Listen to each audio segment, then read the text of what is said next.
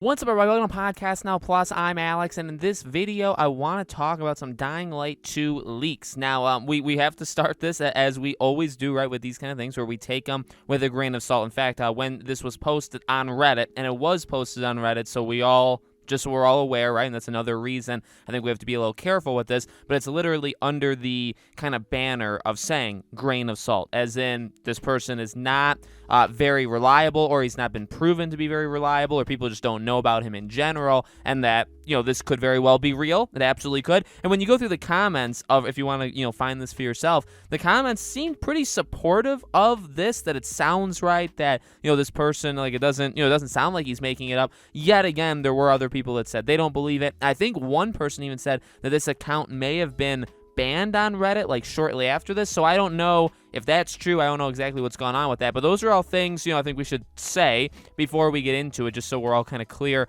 on where it is. But let's read over what this person said, and we'll discuss if it's real, if it's not, and we'll go from there, okay? So Dying Light 2 will have 5 major endings. 3 of them will have further options affecting the final outcome. 26 main quests in total with internal choices, targeting a September release date / announcement at E3 live event with a story trailer, which was leaked online a few months back. The game will have severe optimization issues running on current-gen consoles, especially base consoles. Techland plans to ditch 1080p resolution and stick with 900p on the baser consoles, 80 lower resolution scaling. The view distance to be significantly low on current gen. This is all done to make the game run with a minimum of 30 frames per second at all times, to a point where only things afoot are visible clearly. Techland is planning for 2 expansions, one free to make up for their silence, and the other will be a standalone expansion, which takes place on a new location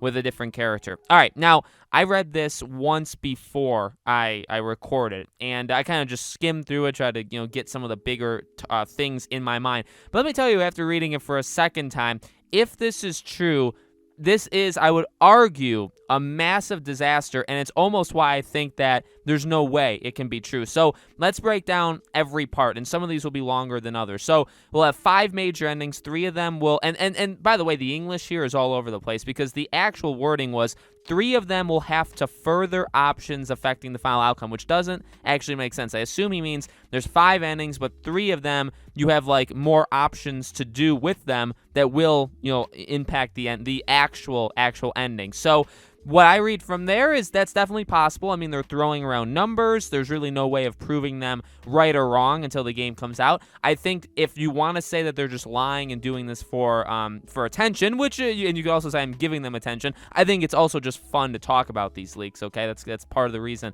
why I do it. But they did just say recently that there's going to be major endings. There's going to be multiple endings for Dying Light 2. So they could have just seen that Q&A video and just come up with this. In fact, that's probably almost exactly what happened. 26 main quests. Again, that's just a number that could very well be right. It's very specific. It's not like a range of numbers, but again, there's really no way of proving them right or wrong. Targeting a September release date and an announcement at E3 with a story trailer. Now, there's a couple parts to this. The story trailer, which was leaked online a few months back. Now, when I was reading the comments on Reddit, people were a little confused as to what they're talking about, because there was really nothing that made it to like the mainstream. I think he's referring to something that you maybe can consider a leaked story trailer, but maybe you can't. So that's a little sketchy right there. It appearing at E3 makes sense. I've said that. Okay, I've made videos about that. We'll talk about that as we get closer to E3, just in general. But that's definitely possible. And the September release date is possible. Remember, I said, I have this funny feeling that the game could very well. Now, if you guys know me from Podcast Now, that's my main channel. I've done a lot of Dying Light videos over there as well. I've talked about it. I've said, maybe it could release sooner than we all think. Maybe it's actually close to being done. Maybe it's got a while left. Now, the thing is, saying September makes sense. I would buy it. And buy it as in, obviously I'm purchasing it, but I believe it, okay? At the same time, the rest of it just is a disaster, and let's read over it again, and I'll kind of explain what I mean there. So the game will have severe optimization issues running on current gen. Now, when I read that, I think he's talking about PS4 and Xbox One, because he says especially base consoles. There's only one console for the PS5, and it's the PS5. Yes, there's digital and there's disc, but they aren't any different, inside them. The Xbox, technically, and you can't really even. No, I'm gonna stop myself right there, because you can't say it for Xbox either, because the Series S is its own console, and the Series X is its own console. They're base consoles for them individually. They're not. The Series S is not the base console, and the X is like the upgrade. So, he says current gen. I hate it when they say it like that, because current gen, we are in the PS5, Xbox Series S and X era. So when you say current gen, you should be referring to them. This person is not. So I just hate that on like a general level. If anybody ever says that, you have to. You don't have. I mean, you do what you want, right? But I think to make it not confusing, it's now officially last gen. PS4 and Xbox One are officially last gen. So I wish that he said that instead. Doesn't really make me more convinced of him. Actually kind of makes him seem not as smart. But and then the rest of it, like, it's not going to be a 1080p. It's going to have insanely bad view distance. Like, it's like that.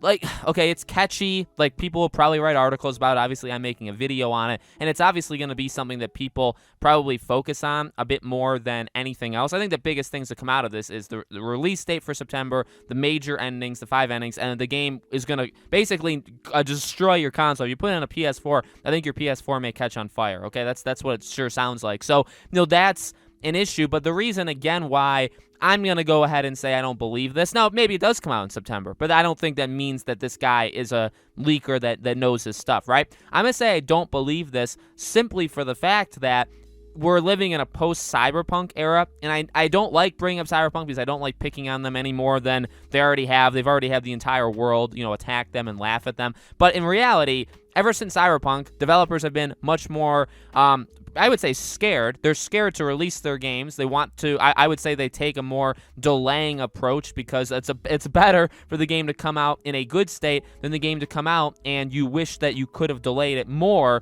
which is what Cyberpunk did. So I find it insanely difficult to believe that in the world that we just had Cyberpunk, the laughingstock of literally the entire world, and CD Projekt Red, which is one of the most respected developers ever, did that.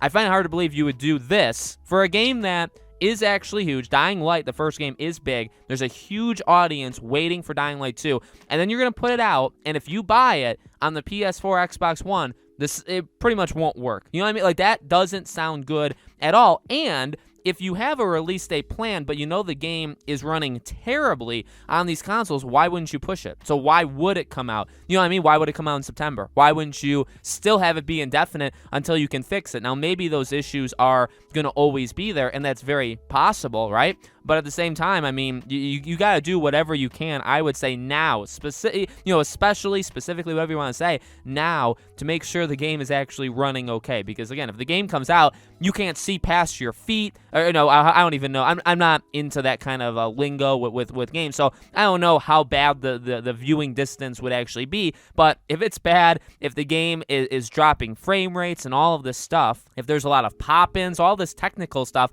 if that's in the game, but it's only on last gen, well, that's pretty much exactly what, I guess Cyberpunk had all those issues, and then on the next-gen consoles, or the current gen, you could call them, right?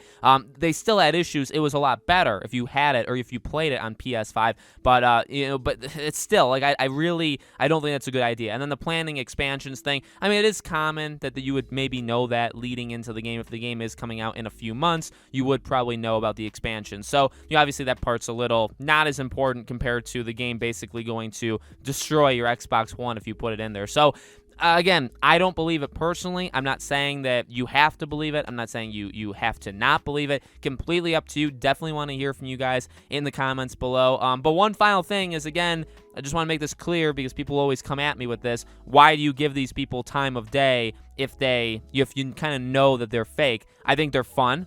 I think they're interesting. I think even if leaks aren't actually real, they open up the possibility for us to talk about things. I mean, this could get people talking about the endings. This could get people talking about the quests, the release date, all that stuff. So I think it spins conversation. That's one of the reasons I do it. And I guess one of the final things is I don't think they're going to get big off of my videos. I don't even know who this person is. I never once said their name. And I don't think these videos are going to get like 100,000 views, right? So I don't think that the person's going to get famous because of me. That's just not going to happen. So just want to kind of make that clear. So let me know, guys, in the comments below. What do you think? Do you think it's real? Do you think maybe parts of it could happen, but maybe he's not actually a leaker? Let me know what you guys think. As always, make sure you guys are subscribed. Make sure you guys have the bell icon turned on. Give this video a like. If you did like it, definitely helps YouTube show these videos to more people. Thank you all for watching. I do a new video every single day, and so I hope to see you guys for tomorrow's video.